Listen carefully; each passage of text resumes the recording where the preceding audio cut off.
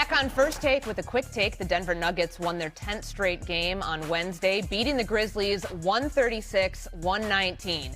David, are the Nuggets actually the biggest threat to OKC in the West? So I would still say that San Antonio, from what we've seen in the regular season, is the biggest threat for OKC in the West. But this Denver team absolutely can beat anybody in the West, including the Spurs and OKC. Unfortunately, they'll have to go through both of those teams to make a finals run. But what we saw over the weekend between Denver and San Antonio was absolutely revealing about what this championship team looks like. Jokic thought he was slick. We've been worried about some of that defense. When it came crunch time against that Spurs squad, he was moving those feet. He was playing great defense, and he looked like the best player on the court. And when you have the best player on the court and the best player in the world in Jokic, you have a shot against anybody. All right, so speaking of threats in the West, the Spurs won 112-101 in their first game without Wemby since he suffered a rib contusion earlier this week. De'Aaron Fox led the way, 25 points. 6 Spurs players scored in double figures to help offset that loss of Wembanyama.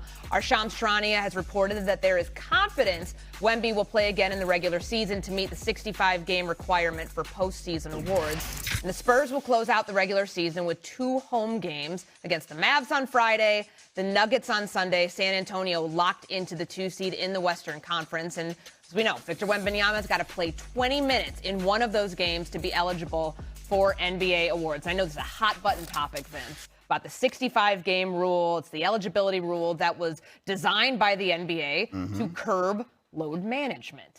But this rule, because of so many stars this year, from Luka Doncic to Victor Wembanyama to Cade Cunningham, might not be eligible for those awards because they don't meet that threshold.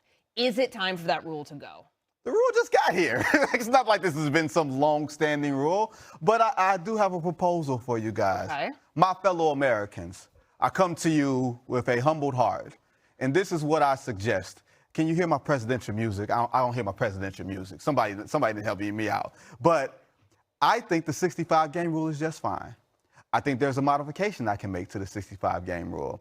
I think if you don't get to 65, you can't win MVP. You can't be All-NBA first team, but can you be second team? Can you be third team? Yes, because attendance matters in today's NBA. Sometimes if you miss out on games, you just miss out on games. And we all understand how important attendance is, y'all. So I'll come to you when I'm president. This is going to be my campaign promise. Stars will play. Stars will be held accountable. Stars will get paid. And stars, if they miss it by a game or 2, they will be able to appeal to me, your president, to see if they can get All-NBA first team or MVP. But only if they fall a game short. You got Hail to the Chief playing. I mean, that's well done. Thank well you. done. You've got my vote.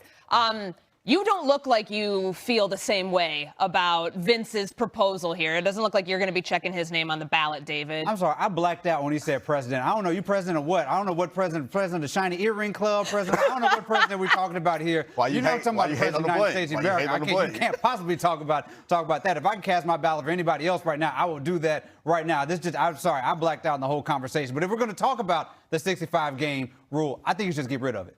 Just absolutely get rid of it. It's a thing where you have voters, or you're making voters decide something that they already decide anyway. For the most part, voters do not vote for guys for MVP or first team if they play 60, 58, 55 games. That already factors in to how you do the voting. And to point to how sort of silly this rule is, if Victor Wembanyama at any point in these next 2 games stands in the corner during a game for 20 minutes and does nothing, suddenly he's eligible for Defensive Player of the Year, and he wouldn't be if he didn't do that. Or look at somebody like Jokic. If Jokic bangs his toe or catches a cold and misses a game, suddenly he's not one of the best players, one of the 5 best players in the world. We can't consider him for MVP or first team All-NBA. I just don't want to live in a world in which I can check off a box for DeAndre Ayton for MVP, and I cannot check off a box for Luka Doncic for MVP. The rule does not need to exist because voters already they already honor the rule by not voting for people for not playing enough games. But he's getting, like, well, let's use Cade Cunningham as an example.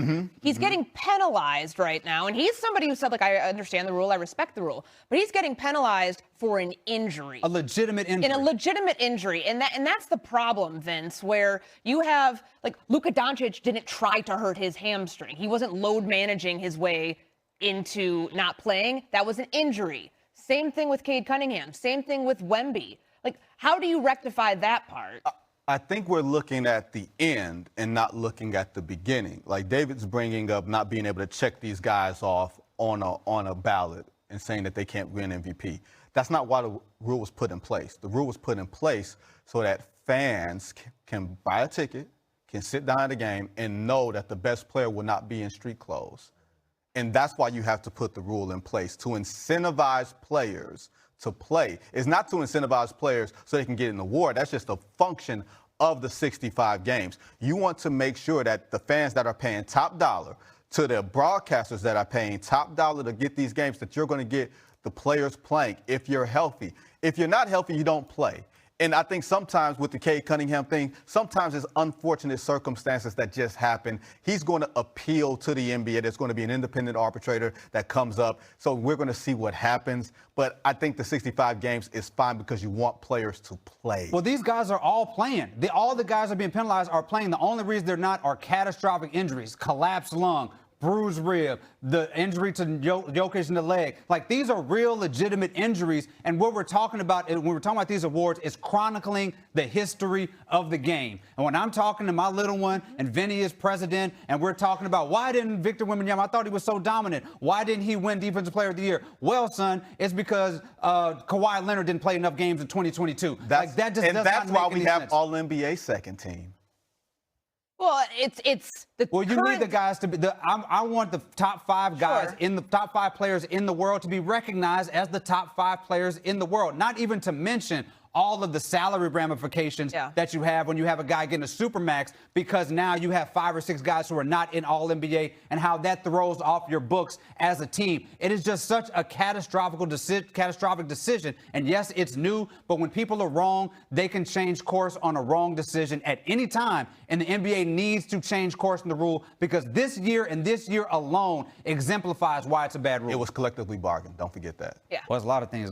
Legacy is one thing, but you are right. These are tied to future earnings of these players, which certainly matters to their bottom line more than just, awards that are put into trophy case for years to come. All right. Put in this, Jason Tatum's career took a turn last year at Madison